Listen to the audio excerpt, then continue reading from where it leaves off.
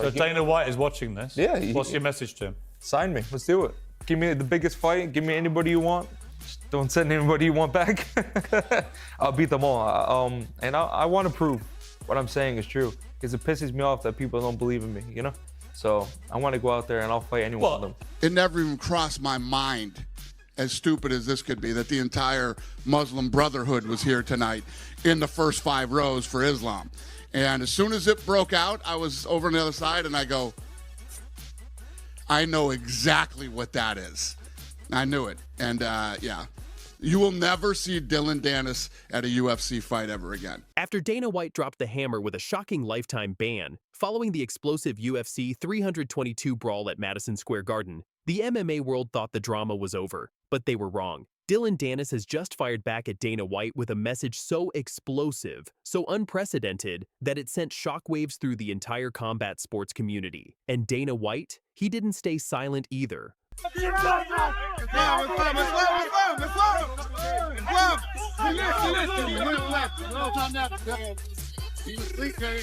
The war of words that followed might be even more shocking than the brawl itself. Stay tuned, because what you're about to hear is absolutely wild. Let's quickly recap the madness that led us here. November 15th, 2025, Madison Square Garden, UFC 322. 19,000 fans packed into the world's most famous arena for what should have been a night celebrating Islam Makhachev's lightweight title defense.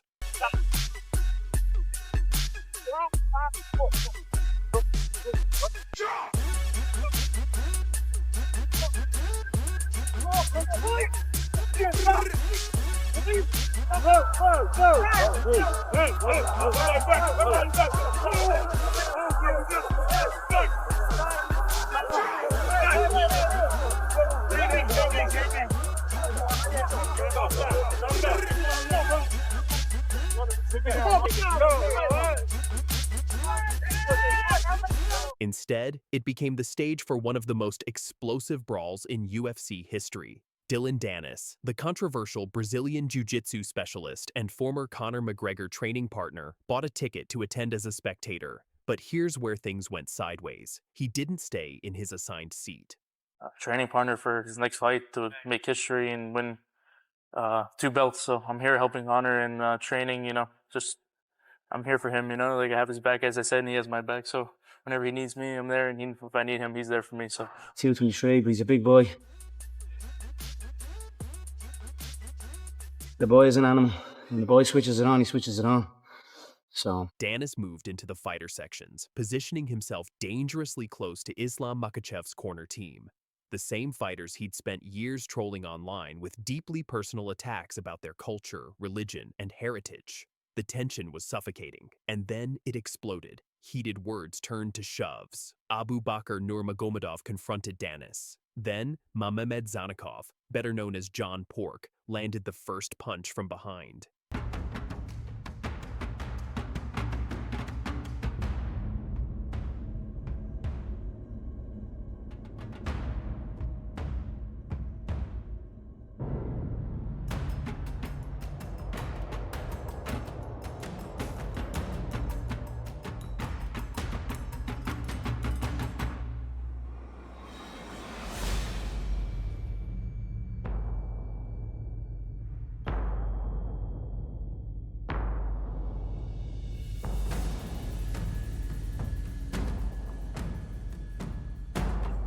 What followed was absolute chaos. A full-scale melee erupted with over a dozen people involved. Punches flew from multiple directions. Danis lost a shoe. Security rushed in. The crowd went wild. And then came the iconic image. Dylan Danis being escorted out of MSG, one shoe missing, flipping off jeering fans, surrounded by security. The image went instantly viral.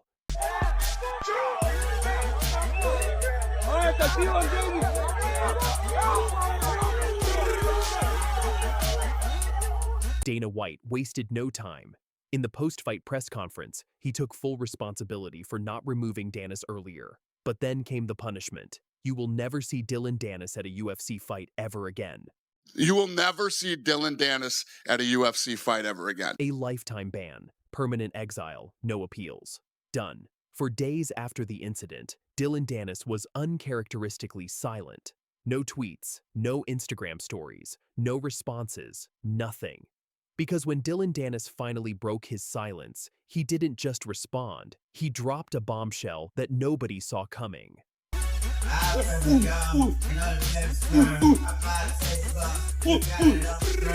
First, he called out what he sees as Dana's hypocrisy. He pointed to the UFC 229 post-fight brawl between Khabib Nurmagomedov and Conor McGregor's team, the same incident where Danis was attacked by Khabib. Back then, Khabib received only a temporary suspension, despite jumping the cage and attacking Danis in the crowd. What led to that infamous brawl that we all know? During the fight, when I was in the corner, Khabib was saying, I was like ignoring it. I was like trying to focus on Conor. After the fight, he came over, he pointed at me, and I was like going like this, and I was like, come here. And then also he just jumped. So he landed, and then we got into that brawl, and then fucking he's holding me, and then Islam and all of them are punching me in the back of the head. Danis accused Dana White of protecting Islam Makhachev and his team because they're cash cows for the UFC. He called out the fact that none of Makhachev's team members who threw punches at MSG received any punishment whatsoever. And then came the most explosive claim that the UFC is playing favorites with certain fighters while using him as a scapegoat. Now, anyone who knows Dana White knows he doesn't let anything slide. The UFC president has built his reputation on being unfiltered, direct, and willing to go to war with anyone who challenges him. It never even crossed my mind, as stupid as this could be, that the entire Muslim Brotherhood was here tonight in the first 5 rows for Islam. And as soon as it broke out, I was over on the other side, and I go, I know exactly what that is. Dana didn't mince words. He fired back, reminding everyone exactly why Danis earned his lifetime ban. He pointed out that Danis chose to leave his assigned seat, chose to position himself near Makhachev's team after years of inflammatory posts targeting them. But Dana went further. He addressed the accusations of favoritism head-on. He explained that while members of Makhachev's team were involved in the altercation, Danis was the instigator, the person who deliberately created the situation through years of provocations, followed by showing up at their event. I blame myself for that, actually. They came back and told me right before I walked out for the main card that Dylan Danis was here and he was moving around sitting in fighter seats and not sitting in his own seat that he had. He had a ticket. And they said, do you want us to throw him out of here? And I said, he has a ticket? And I said, yeah. And, you know, they told me, they said, Masvidal said he's going to fuck him up on sight. Islam Makhachev's manager, Ali Abdelaziz, issued perhaps the most menacing statement of all. In an interview with TMZ Sports, he essentially threatened Danis, saying he's not safe at Whole Foods, at an airport, or at a terminal. Abdelaziz warned that Danis would be held accountable wherever he goes, and that the Dagestani community isn't done with him. He even extended this threat to Conor McGregor, suggesting both should publicly apologize if they want mercy. I'm telling you, this guy is not safe as Whole Food, at an airport, at a terminal. And if people catch this guy, he's going to have problems. He's not done. These people not done with him. For the rest of his life, he's not done. Him or Conor, they're not safe.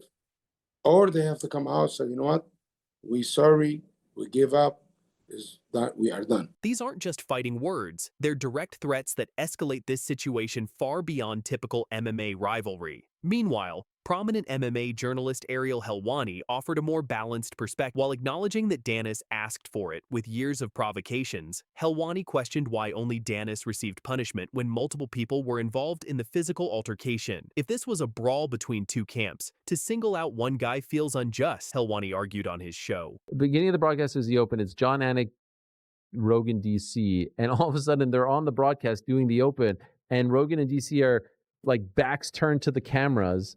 And you're like, what is going on? And then very quickly, within seconds, like I'm starting to get texts from people, and within seconds, you're seeing every angle possible. The fan response has been equally divided. Some celebrate Danis's downfall, flooding social media with memes of him being escorted out shoeless. Others argue that selective punishment undermines the UFC's credibility. For Dylan Danis, the lifetime ban represents a devastating blow to any remaining UFC aspirations. At 32 years old, with minimal professional fighting experience and now exiled from the world's premier MMA organization, his options have narrowed considerably.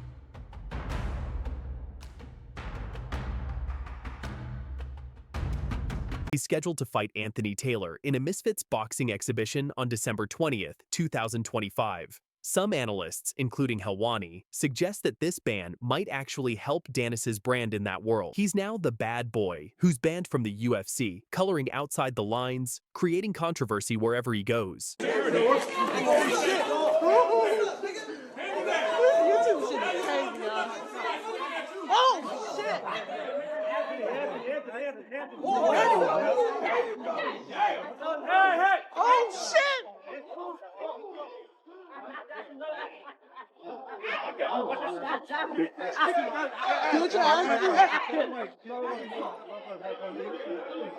Francis Ngannou is a bad guy. He's not a good guy. He plays the whole, I don't understand the language, and he tries to come off like he's a fucking nice guy, you know what I mean? He's a bad guy. We're walking down this hallway, and he comes over to me, and he grabs me. When this fight's over, you're gonna book me a private plane to Paris. I'm not joking. You're gonna book me a private plane. So, okay. Dana White has just dropped a bombshell revelation about Francis Ngannou that nobody saw coming. In a shocking live podcast appearance, the UFC president detailed physical confrontations, alleged bullying, and a side of the predator that fans have never witnessed. This isn't about contracts or money disputes anymore. This is about what really happened behind closed doors at the UFC headquarters. We offered Francis a deal that would have made him the highest paid heavyweight in the history of the company. More than Lesnar, more than anybody. And he turned the deal down. I think Francis is in a place right now where he doesn't want to take a lot of risk. Feels like he's in a good position where he could fight lesser opponents and make more money. So we're gonna let him do that. We're gonna release him from his contract. We're gonna give up our right to match, and he can go wherever he wants and do whatever he wants. Dana White appeared on Andrew Schultz's Flagrant podcast and made serious allegations about former UFC heavyweight champion Francis Ngannou, describing two physical confrontations that allegedly occurred between them. According to White, the first incident happened after Ngannou fought but did not receive a $50,000 performance of the night bonus. Here's what White claims went down. He was pissed off that he didn't get $50,000 in his last fight, that he didn't get the bonus of the night, White explained. The conversation's over, and I'm starting to leave, and he grabs me by my shirt and pushes me back in my office, and I said, "Dude, get your effing hands off me." So he's going in to fight Stipe Miocic in Boston, and he knows he's going to fucking kill Stipe, right?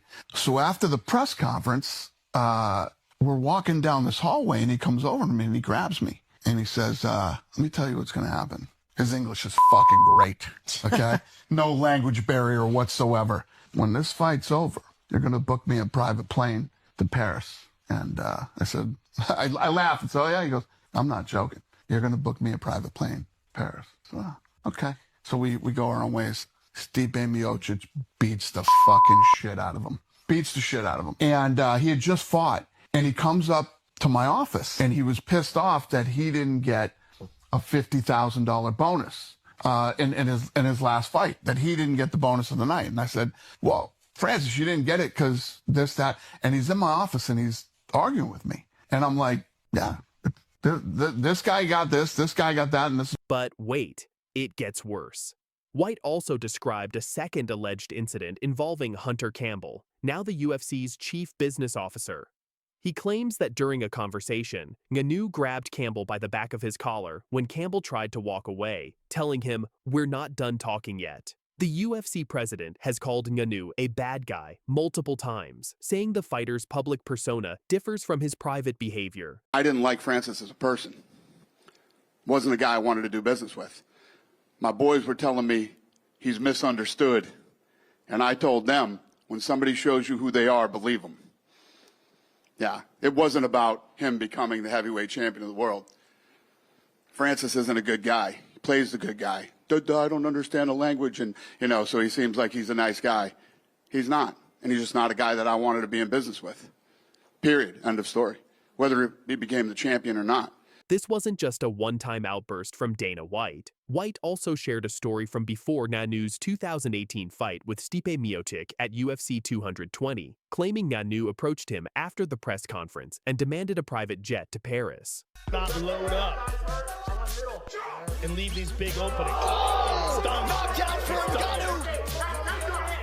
Steve back to his feet, eats another uppercut. Nice counter right from the inside.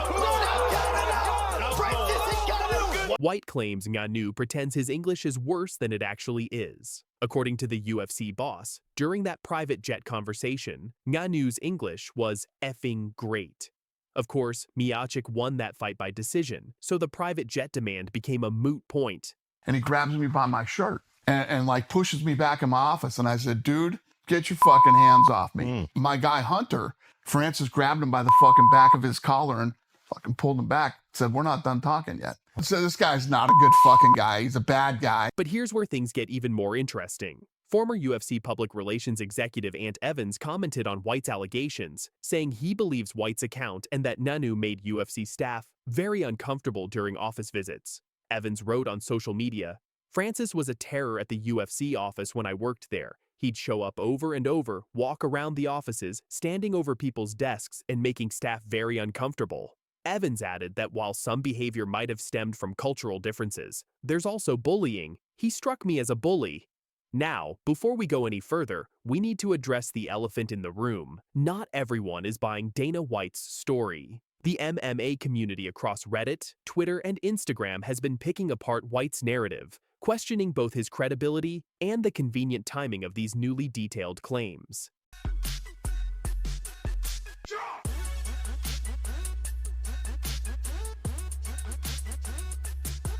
Fans point out that White has a documented history of making accusations against fighters who publicly challenge him or leave the promotion. Randy Couture, Mark Hunt, Frank Shamrock, and Chris Cyborg have all faced similar treatment. The Instagram comments were absolutely brutal. One user commented, "You slapped your wife, bro. Don't get mad when another grown man does it to ya." Another wrote, "I'm calling BS." A third captured the sentiment, "When Dana speaks, don't believe him." No way. Come on. No way. Reddit users noted that Francis didn't just leave the UFC, he thrived afterward. He fought top boxing talent like Tyson Fury and Anthony Joshua, made substantially more money than he ever would have in the UFC, and maintained his dignity throughout. One Reddit user summed it up. "Dana White is coping big time. Francis must live inside Dana's head, rent-free by how much Dana talks about him."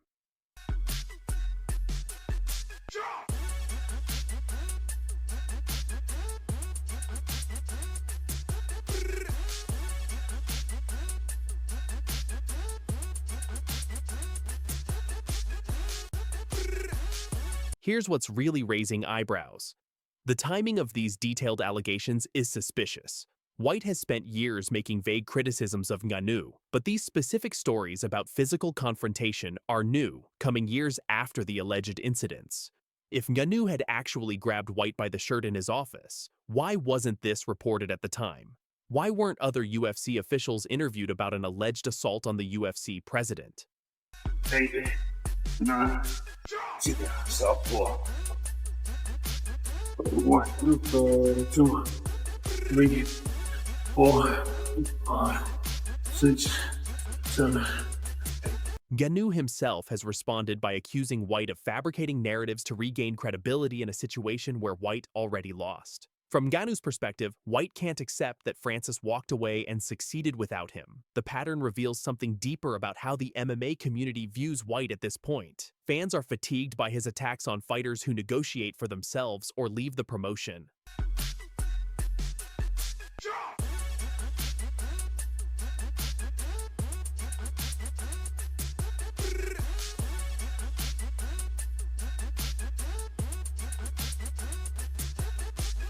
Let's not forget how we got here. The relationship between White and Ngannou broke down after UFC 270 in January 2022. Ngannou defeated Cyril Gane to unify the heavyweight title, but chose not to re-sign with the promotion because he wanted the ability to take professional boxing matches while competing in MMA, something the UFC would not allow.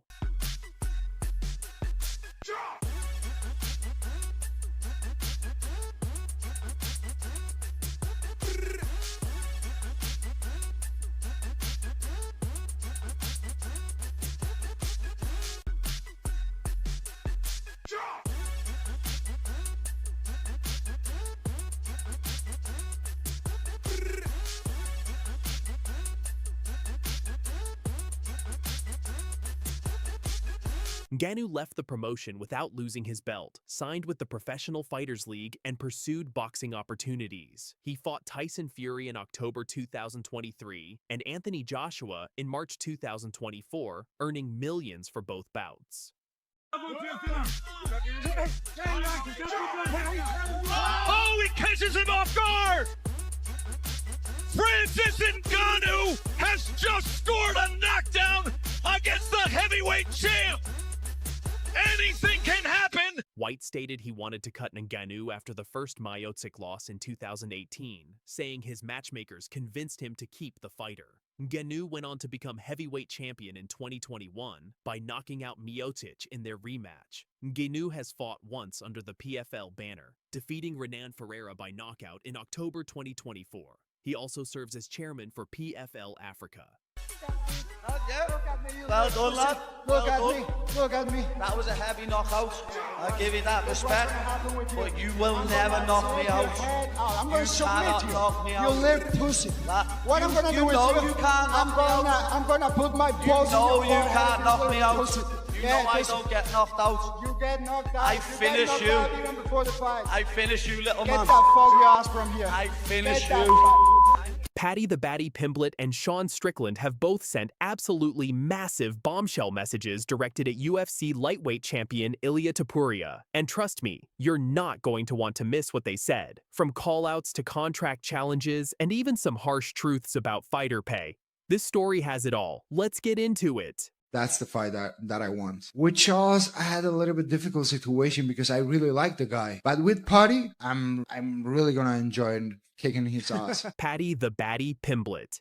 Now, if you've been following this feud, you know these two have been going back and forth since 2022.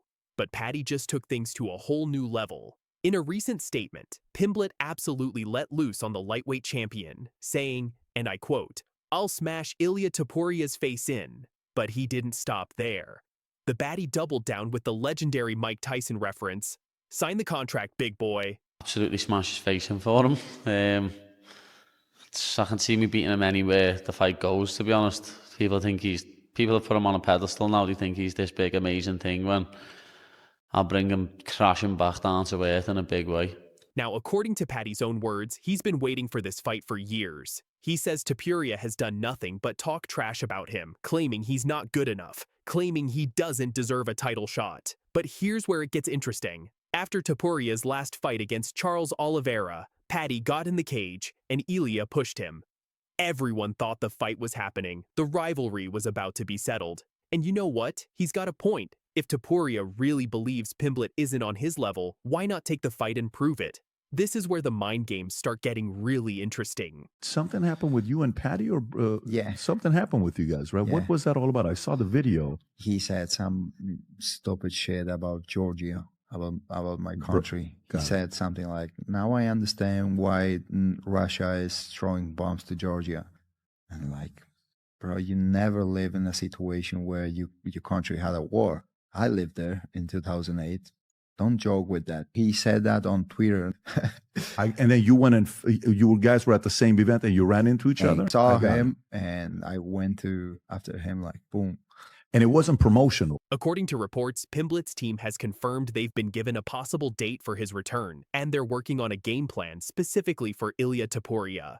His coaches Ellis Hampson and Paul Rimmer both stated that Paddy is in peak condition, training hard, and just waiting for that confirmation. I've said this before in several interviews. People just think he'd steamroll me, you know what I mean? But it's different when there's that much size difference. Lad, he's a midget. So I said to them, "I will finish you, little boy." He's like that much shorter than me. I'm so much wider than him. Yeah. Like, and that plays a part. That's why people cut weights. That's why you get to a certain weight division. Yeah. That 10, 15 pounds makes a big difference. And as I said, I'd just kick up Topuria around the cage. I can't wait to shock a lot of people. Now, for those who might not know the full backstory here, let me catch you up real quick because this rivalry runs deep. This whole thing started back in 2022 when Topuria confronted Pimblett in a London hotel. The confrontation happened after Ilia accused Paddy of posting anti-Georgian tweets. From that moment on, these two have been at each other's throats.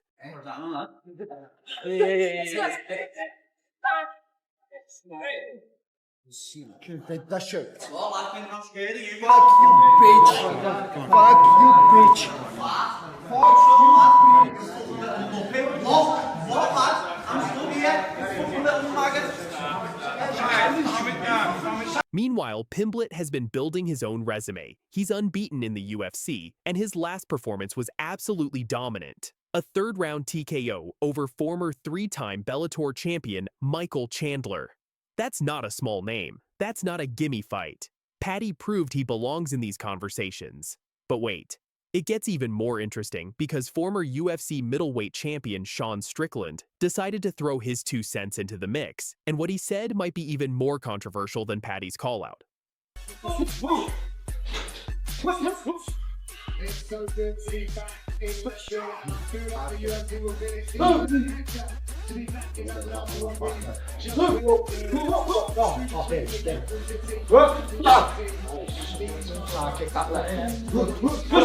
Strickland came out and made a statement about fighter pay in the UFC, specifically calling out the massive discrepancy between top earners and lower-tier fighters. According to Sean, let me just say, the UFC has the most discrepancy. When you're talking about top earning to lower earning, I think the UFC probably has the most. Now, why is Strickland bringing this up in relation to the Topuria Pimblett situation? Well, it ties into the bigger picture of how fights get made, who gets paid what, and why certain matchups happen while others don't. Strickland is known for speaking his mind, sometimes controversially, but he's touching on something that a lot of fighters have been vocal about. The gap between what champions and main event fighters make versus what prelim fighters and undercard athletes earn is absolutely massive in the UFC. And when you have a potential mega fight like Topuria versus Pimblett on the table, a fight with real bad blood, real history, and massive fan interest from the UK and beyond, you have to wonder if negotiations are getting held up over money, or if there are other factors at play.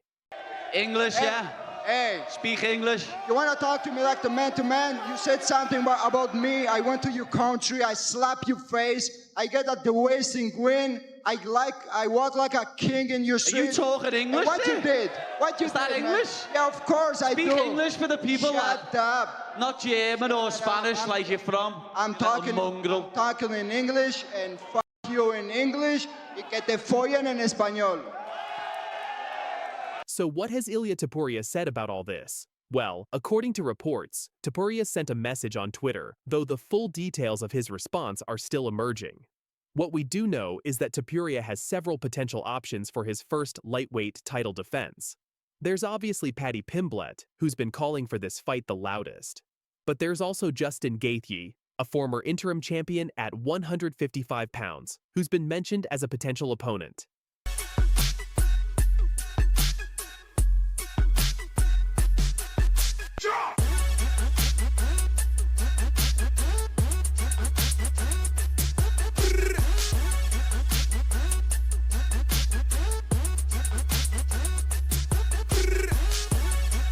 Then you have the situation with Islam Makhachev, who just won at UFC 322. There's been talk about a potential super fight between the two champions, which could completely change the landscape. So where do we go from here? Well, according to Pimblett's team, they're waiting for confirmation on a date. They've been told there's a possible date in the works, potentially for early 2026. Paddy is keeping his weight down, working on strength and conditioning, and specifically preparing for Ilia Topuria.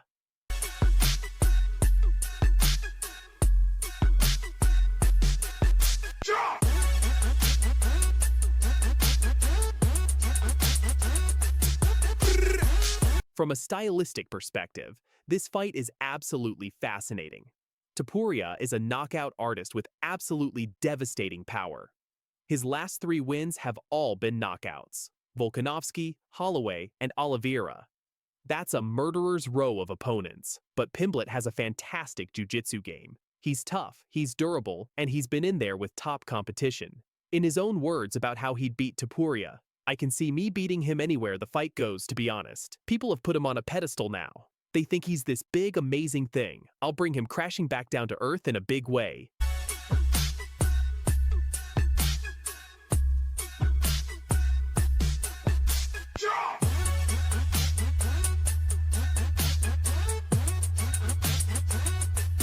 Those are fighting words, and the MMA community is absolutely dying to see if Paddy can back them up. So there you have it, fight fans. Paddy Pimblett sent a massive message to Ilia Topuria. I'll smash your face in. Sign the contract, big boy. Sean Strickland weighing in on the UFC's fighter pay discrepancy and a whole lot of uncertainty about what happens next in the lightweight division.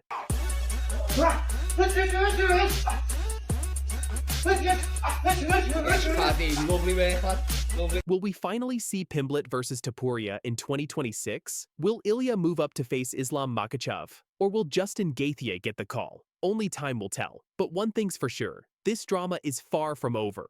What do you think?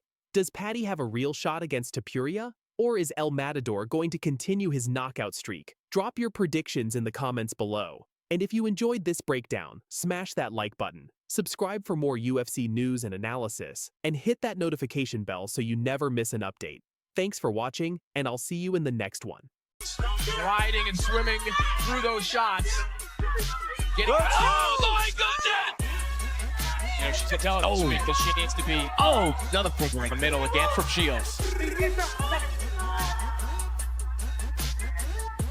This is where we see that the fight, but she's also in there with a singular generational talent in Claressa Shields, who is all over her right now. To look for openings, style a little bit here in round 8. There's a body shot from Shields, and another one. No knockout, but Claressa Shields plays the hits here in Motown. The Queen of Boxing just dropped a massive bombshell that has the entire MMA world shaking. Claressa Shields, the undisputed boxing champion, has sent a direct message that puts Dakota Ditcheva's PFL throne in serious danger. And Dakota's response? Let's just say she's not backing down. This is about to get explosive. Claressa Shields about her move to MMA, Dakota Ditcheva's brutal response, and what this potential super fight could mean for the PFL. Trust me, this is the fight everyone is talking about right now. Let's dive in. When you're back over here,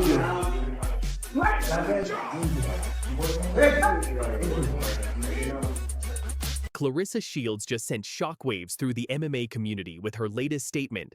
And when I say bombshell, I mean bombshell. Listen to what she said. I've done everything in boxing. I just really wanted to see what could I do in my career that can make me be more of the greatest of all time. Like, how can you solidify it? And I've done everything in boxing. So for me, I was like, you know what?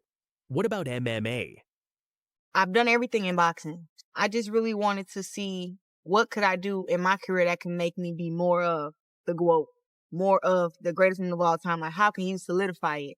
And I've done everything in boxing. So for me, I was like, you know what? What about MMA? Now, for those who don't know, Claressa Shields isn't just any boxer. This woman is the most accomplished female boxer in history. We're talking multiple weight world champion, 2-time Olympic gold medalist, undisputed champion. She's beaten everyone in boxing. Go.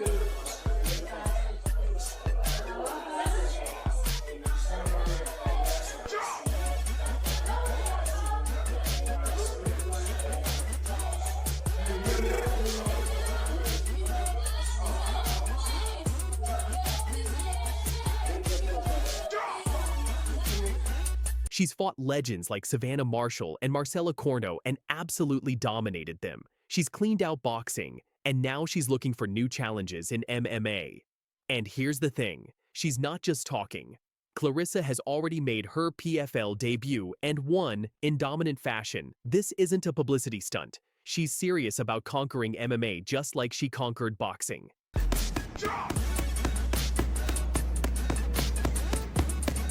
Now, when Claressa made this announcement, all eyes immediately turned to Dakota Ditcheva, the undefeated PFL rising star, and the woman everyone believes is the future of the division. And Dakota? She didn't hold back. Here's what she said. Right. So, 2 125ers. I mean, she's doing unbelievable things in boxing, and I would 100% if that came to me. I would definitely take that. I mean, I'm not sure who they're going to put her with.